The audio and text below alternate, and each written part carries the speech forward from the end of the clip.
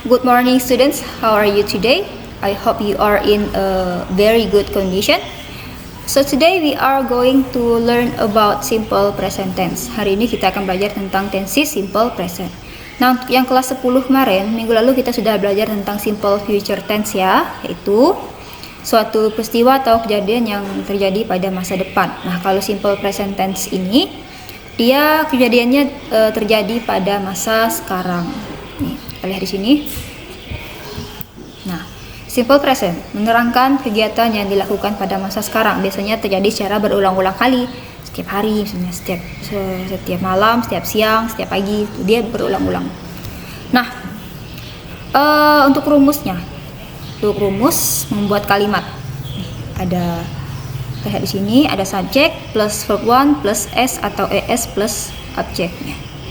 Subjek itu adalah pelaku utamanya atau sesuatu yang menjadi topik pembicaraan, itu subjek. Kemudian ada verb 1. Nah, verb 1 itu adalah kata kerja pertama. Kata kerja itu misalnya melukis, menggambar, bernyanyi, itu kata kerja.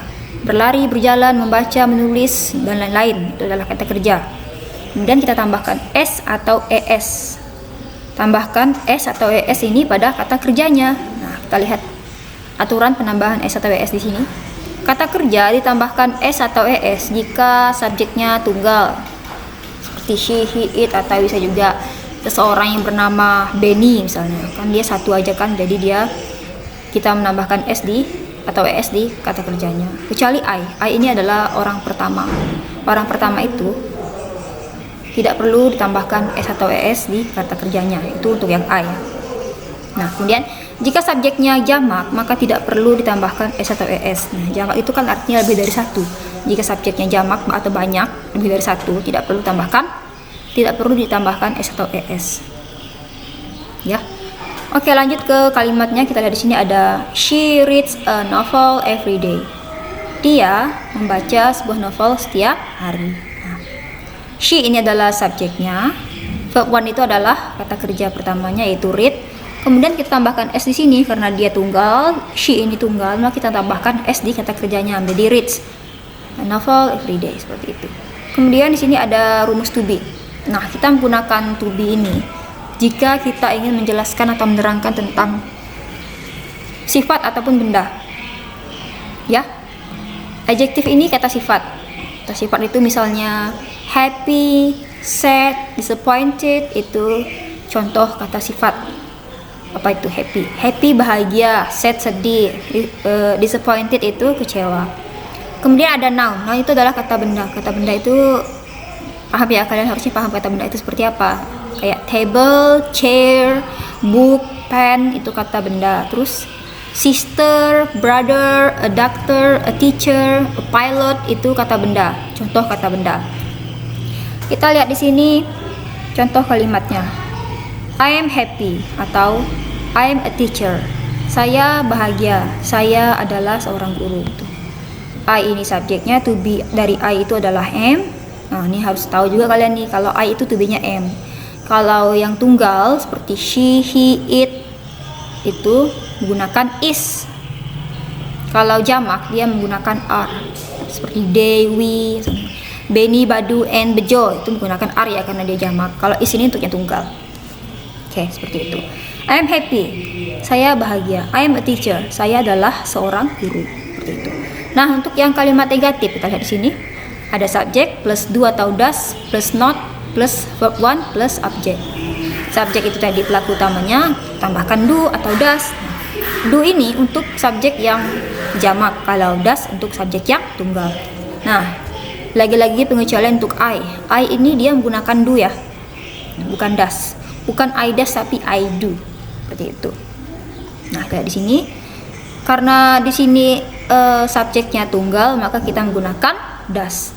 She does, tambahkan not lagi di sini, not read a novel every day. Nah, s yang ada di read ini kita hilangkan karena sudah ada does di sini, tidak perlu lagi ditambahkan s, menjadi she does not read a novel every day. Seperti itu ya. Kemudian untuk rumus to be-nya, subject plus to be plus not plus adjektif atau noun. I'm not happy. Tuh, dilihat tuh. Kemudian untuk kalimat interrogatif atau kalimat tanya, do atau does-nya kita pindahkan ke depan, terus kemudian baru subjek, baru verb one plus object. Does she read a novel every day? Gitu. Ini juga sama berlaku untuk yang to be. To be-nya di awal, terus baru subjek, baru adjective atau noun. Am I happy? Seperti itu. Paham yang ini? Silahkan dibaca lagi. Oke. Nah, kata kerja. Kata kerja itu ada kata kerja pertama, ada kata kerja kedua, ada kata kerja ketiga. Kata kerja pertama itu adalah bentuk dasarnya atau bentuk awalnya. Kata kerja pertama digunakan pada tenses simple present tense. Di sini ada say misalnya, make, go, take, come, see, no. Sebenarnya masih banyak ya. Kata kerja itu masih banyak, kalian bisa lihat di kamus itu ada listnya, daftar kata kerjanya itu. Ada kata kerja pertama, kedua, ketiga. Kalian perhatikan di kamus tuh. Nah, kalian lihat di situ. Terus kalau bisa kalian pelajari biar kalian enak untuk buat kalimatnya. Ini kata kerja pertama ya, digunakan untuk tense simple present tense. Nah, kemudian ada kata kerja kedua, ini adalah bentuk lampau. Kalau ini bentuk sekarang, ini bentuk lampau. Nah, biasanya ini digunakan untuk tense simple past tense. Simple past tense itu adalah kegiatan yang dilakukan pada masa lalu. Say menjadi said, make menjadi made, go menjadi went, take menjadi took, come menjadi came, see menjadi saw, know menjadi knew. Ini kalau yang kata kerja kedua. Oke, kemudian yang kata kerja ketiga ini digunakan untuk tenses simple, perfect tense. Nah, itu yang kata kerja ketiga. Nah, kita fokuskan ke ini saja, yang kata kerja pertama ya, karena untuk membuat kalimat simple present tense kita menggunakan kata kerja pertama. Nih. Kalian bisa lihat di kamus, itu ada listnya. Oke. Nah, lanjut ke. Nah, ini adalah aturan penambahan s, ees, es, ies, s. Aturan penambahannya. Untuk kata kerja yang berakhiran o, ch, sh, x atau z tambahkan es. Nah, jika kata kerjanya berakhiran o, ch, sh, x, z itu tambahkan es. Seperti ini contohnya. Go menjadi goes, catch menjadi catches, was menjadi washes, kiss menjadi kisses, box menjadi boxes, fix menjadi fixes. Itu dia. Kemudian untuk kata kerja atau verb yang berakhiran konsonan plus y, hilangkan y-nya dan tambahkan ies.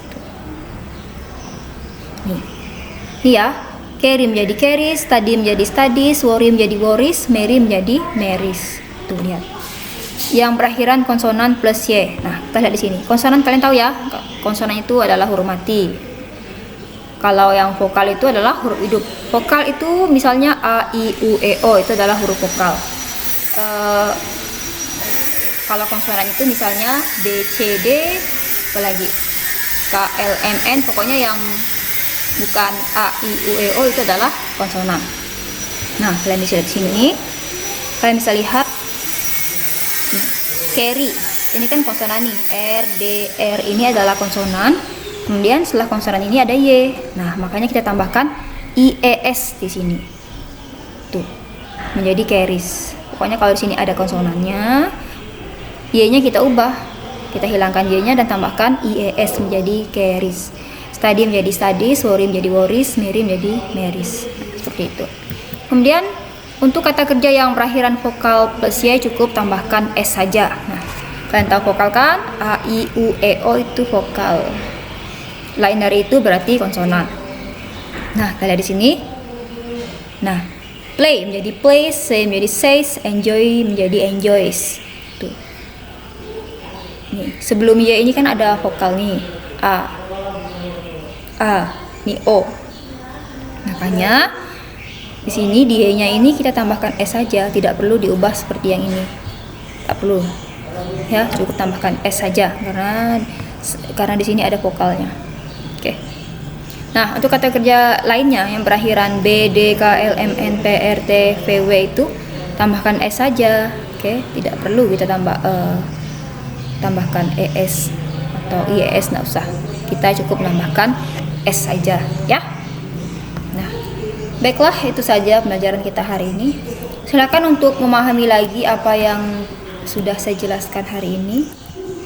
Saya yakin untuk yang kelas 11 waktu kalian kelas 10 pasti sudah mempelajari ini ya, simple present. Harusnya sudah.